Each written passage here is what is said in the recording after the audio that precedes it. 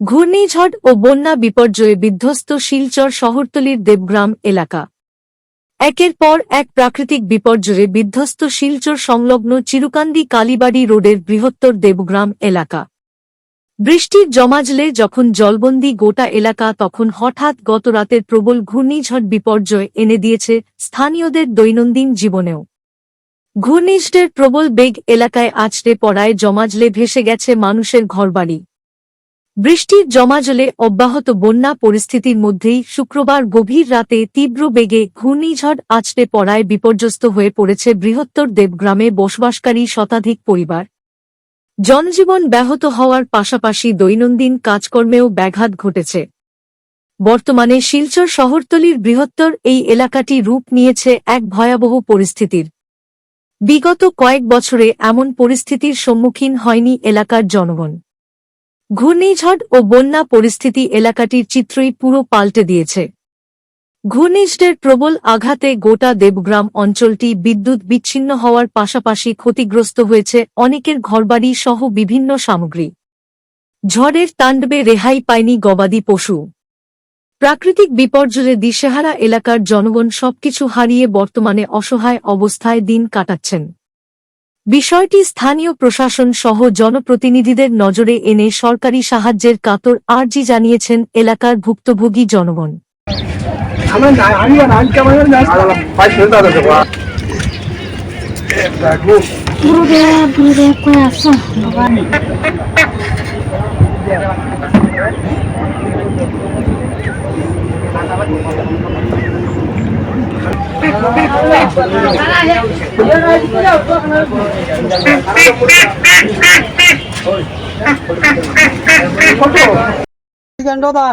আচ্ছা, এই এরিয়াটার নাম কি দা? এই এরিয়াটার নাম হইল চিরকান্দি দেবগ্রাম কালীবাড়ি রোড আডালিকান্দি এলাকা। এখানে কতটা ঘর এখন জলের নিচে? এখানে বর্তমানে এখন আমরা ঘর আছি 100-র উপরে আছি জলের নিচে, আরো শতেক ঘর আছে জলে আক্রান্ত হইতে আছে দিকে। আর কালকে যে তুফান দিল, তো তুফানে এই যে এখন আমারই ঘর ভাঙ্গে এখানে পড়ছে। আমার ঘরে ধান জলের নিচে, আমার 250 আঁশ আছিল।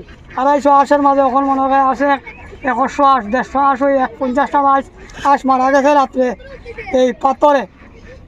ঘর ভাঙ্গা গেছে গিয়ে আঁশ তো বাড়াইছে, পাথরে ভাঙছে, সব আঁশ মারা গেছে। আর 100 আঁশ পাইছি 250-র মাঝে, আর 100 আঁশ নাই, কোন দিকে চিত্রা গেছে কি সব।